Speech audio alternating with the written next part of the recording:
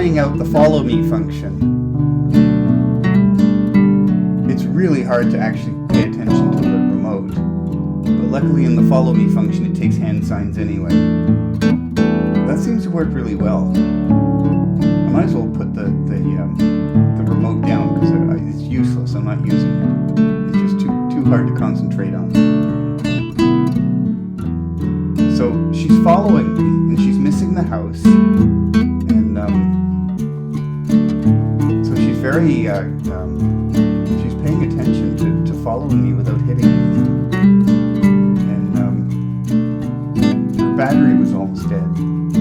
She turned around, she said, "I'm going home, I have to land, my battery's dead." So the problem is, she said, "But I can't because there's too much stuff in the way, there's too many obstacles."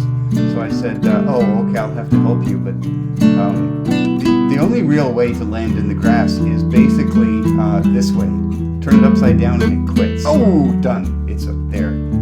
And that's the end of the flight.